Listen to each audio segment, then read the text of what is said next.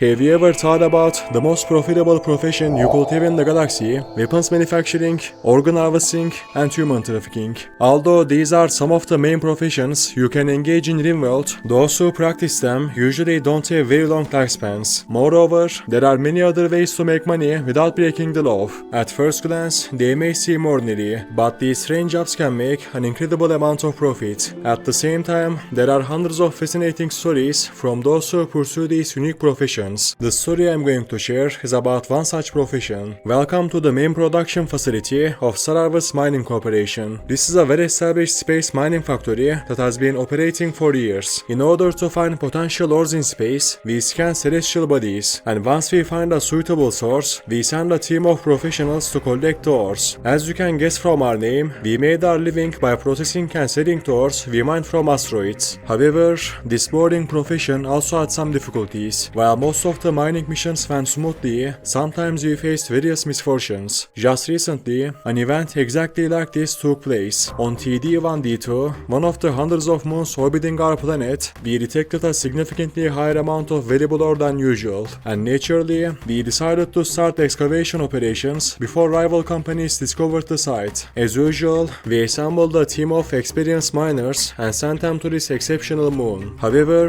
after a while following their landing, we realized something had gone wrong when communication with our miners was suddenly lost. While we were expecting them to send tons of ore from here, we had started to receive no communication from them at all. Therefore, we decided to send a second team to investigate what had happened to our miners and take over if necessary. Our team consisted of Lisa, a former Imperial soldier, Rex, an experienced miner, and Martin, a first aid specialist. Although our areas of expertise were vastly different, there was no challenge we couldn't overcome as long as we acted as a team. So, without wasting any time, we took off for the satellite. After traveling through space for a while, we successfully landed on the cold and lifeless surface of the moon without any issues. Once we stepped out of the shuttle, we found a shattered base and the remains of the former crew. Two miners had lost their lives, while one was still missing. Strangely, mechanate corpses were scattered around the base. It seemed those before us had been caught off guard. Normally, mechanates rarely attacked humans without a significant reason, but there was no one left to find out why they attacked here. We could have gone searching for the missing miner. However,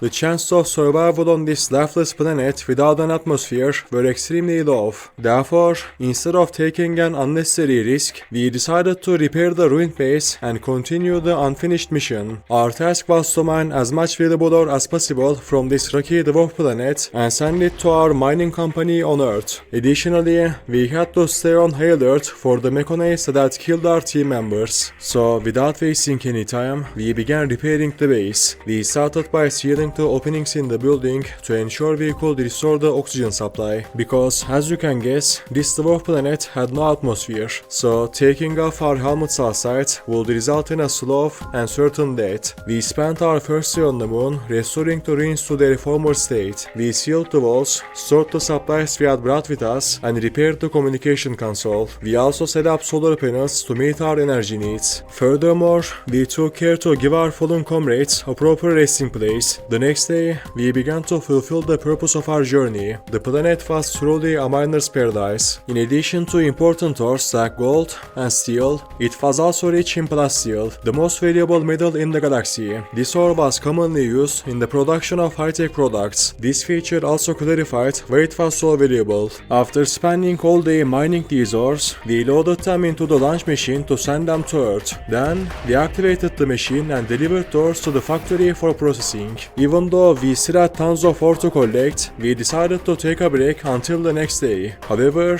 just as we were dreaming of a comfortable sleep in our warm beds, we were suddenly awakened by the sound of the alarm.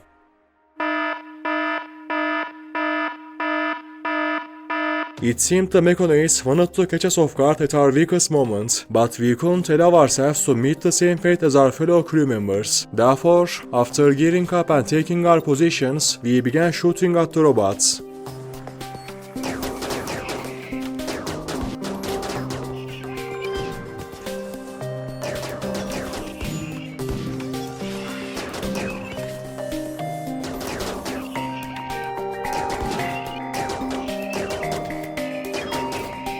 When the Mechanites realized they didn't have enough power to destroy us, they started to retreat. As a team, we managed to push them back easily. However, this victory was a sign of another problem. Clearly, we were not welcome on this planet, and we didn't even know how many more of these machines were out there. However, before we could decide on our next move, our thoughts were interrupted by a signal from the communication console. The strange thing was that the signal wasn't coming from Earth, but from the moon we were currently on. Although it is not clear what was said in the message, it seems that someone was asking for our help, and we didn't need to guess who this person was. The missing miner had somehow managed to survive. At first, we thought it was too risky to go to the signal, but we couldn't abandon our colleague to die. So, after making a few preparations, we set off toward the signal.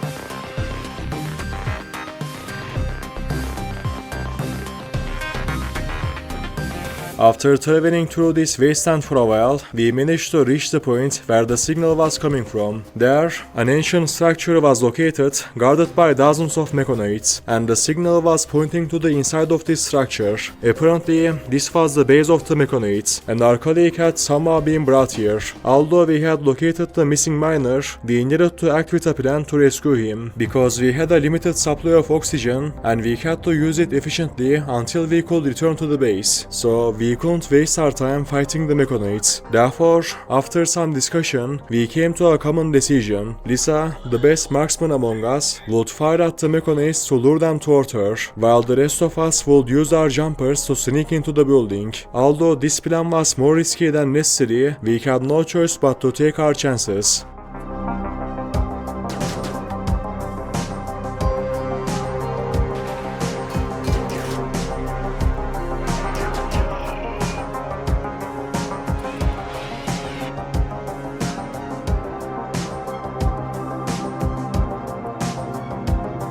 The miner Marcus was dying injured on the table. He was probably being used by the mechanites in their strange experiments, but we didn't have time to check on his condition, so after putting the spacesuit on him, we left the building before the machines noticed us. Even though we decided to go back the way we came, the robots had no intention of leaving us alone, but Marcus had to be treated urgently, so we decided to run back to the base without paying attention to the mechanites following us. We spent the way back asking each other questions that we didn't know. What were the mechanists doing here? What or who they were serving? What was their purpose in experimenting on humans? Although what we had seen in the past 2 days sparked a mix of fear and curiosity within us, we had more important priorities than thinking about these for now. Moreover, the answers we were looking for might be hidden in the miner we had just saved. After reaching the base, we started treating Marcus before the mechanists could reach our location. Although his condition was better than we had expected, he was still in a state of unconsciousness. Therefore, as soon as we treated his wounds, we decided to prepare for the mechanists that were coming here. Although our resources were limited, we could create a turret using the plasteel we had gathered. So, we started setting up an energy turret before the enemies began their attack.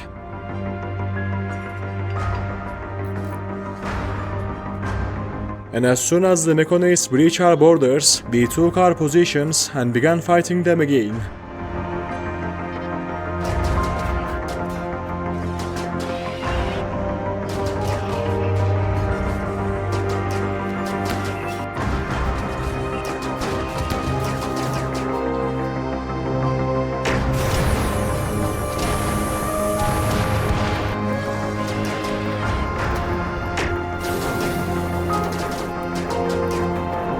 Although we had lost our fuel supply in the end, we had managed to escape from the mechanites for the time being. After the battle, our first task was to check on Marcus's condition, and when we entered the room, we noticed that Marcus had regained consciousness. Marcus began to tell us everything that had happened to him since he arrived here. According to him, after landing on the moon's surface, they had set up a base and started mining as usual. However, just before they could send the minerals to the factory, they were attacked by the mechanites. Mekonoids. Although they tried to defend themselves as best as they could, being caught completely unprepared led to their downfall. The conflict was over in just minutes. The last thing Marcus remembered was that, when the chaos ended, the Mekonoids had taken over the minerals they had mined. Although we couldn't solve the mystery behind why the robots were collecting the minerals, we had now learned the reason for their attacks. The Mekonoids didn't want to share their minerals, but after fighting for days, we had already angered them, and there was no chance of reaching an agreement. Therefore,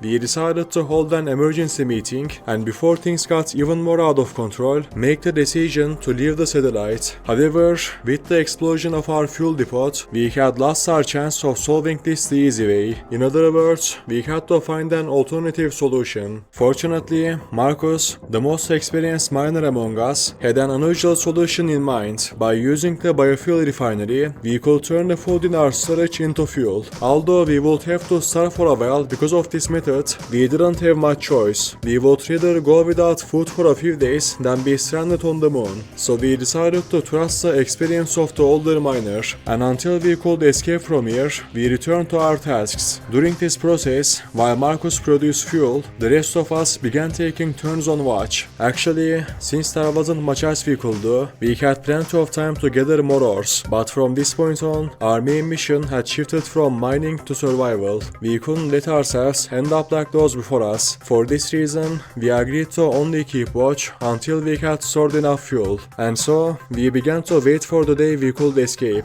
After 2 days, we were very close to the end of this nightmare. As Marcus had said, he had almost finished making enough fuel to get us back to Earth. However, it still needed a few more hours to reach the ideal fuel level, and just at that moment, the thing we feared the most happened. The Mekonoids had attacked again. Although we were weakened by hunger, we could not give up this far ahead. We had to defend our base against the final large Mekonoid attack until the shuttle's fuel reached the necessary level. For this reason, while Marcus used our remaining food to make biofuel, the rest of us began to distract the Mekonoids.